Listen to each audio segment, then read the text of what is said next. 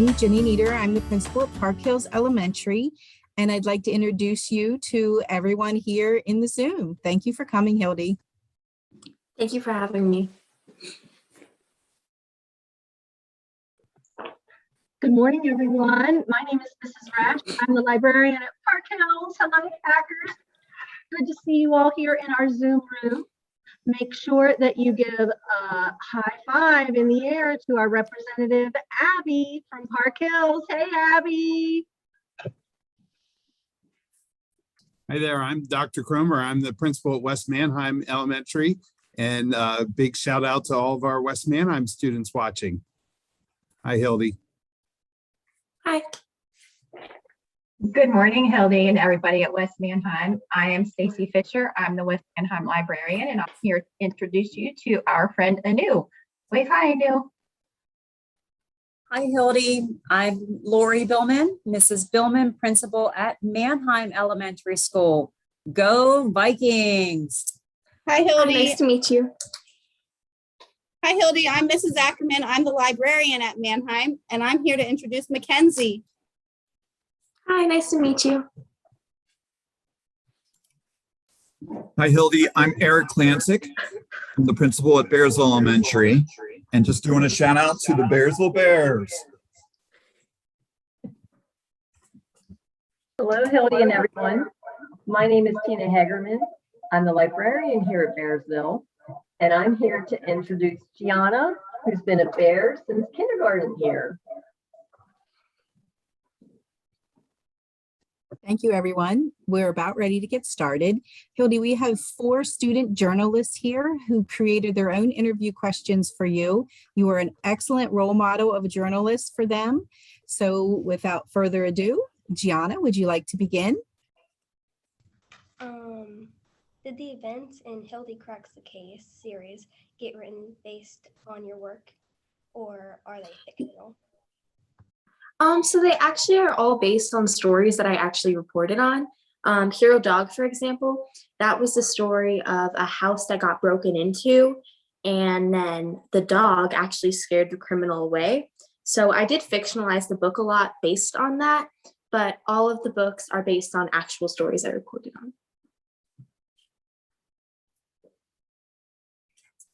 What was the favorite case? What was your favorite case that you've ever done? That's a good question. I would probably have to say the story I based Hero Dog on, just because it was a super rewarding story. It was super difficult to get. I had gotten a tip that this house on my street was broken into, but I didn't know exactly where, so I did knock on every door on the block. And then finally, somebody gave me a tip on where the house might be, but they weren't home. They were on vacation. So I had to knock on their door every day for maybe a week, but it ended up not being that house, and it was a different house. But when I actually got it, it was a great story. This little dog had scared the intruder away, and it was very rewarding to get. Also, what was the hardest case that you've ever done? Most difficult case I've ever done. I would probably have to say I reported on a situation of hard drugs in our local middle school, and that was really difficult to report on for a lot of reasons. It was a difficult story to get, but also it was just, kind of personal. So since it was my school district, so it was a little bit tough. How has your writing skills developed over the years? That's a good question. I think my fiction writing skills have developed a lot more, especially recently, now that I'm in high school, so I'm taking a break from the paper. I really enjoy writing fiction, and I like to exhibit my creative side, which you can't really show with journalism as much. How do you feel once you finish writing a book?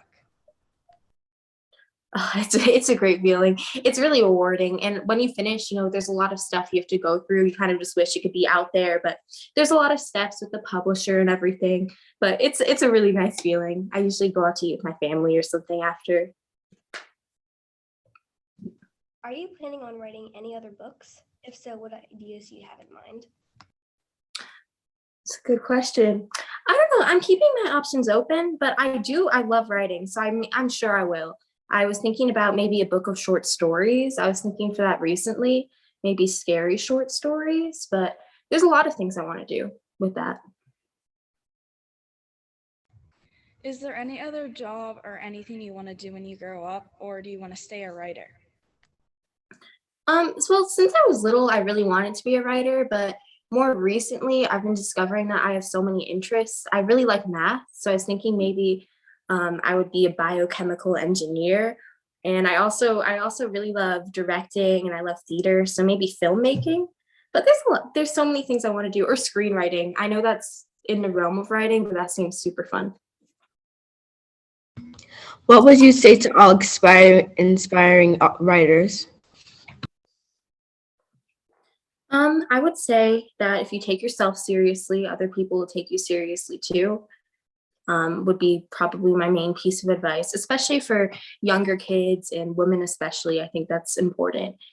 And also, it's probably one of the best jobs in the world, and they're incredibly lucky. Just one more question. I was wondering how much you were involved in the Apple TV series Home Before Dark. So I didn't write it or anything, but the writers did call up me and my dad and my family to come and talk to them for a while, probably every few months. And then I also got to see some episodes being filmed, which was super cool. And it also really inspired my love of film and the kind of behind the scenes aspects of it all. So Hilde, we've asked you some questions. Do you have any questions for us?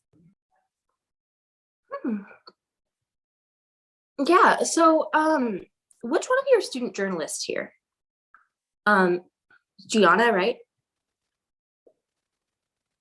Do you know if you want to go into journalism when you're older, or if it's just something that you like for now? It's just like something that I like for now. I don't know if I'll actually go into it. Okay, that's fun. We know it's early over there, so we'd like to say thank you for taking the time to read for us and for letting us interview you and spending some time with you. And thank you very much. We can say goodbye. Thank you. This has been so incredible. Thank you so much. You're very welcome. It was truly an honor.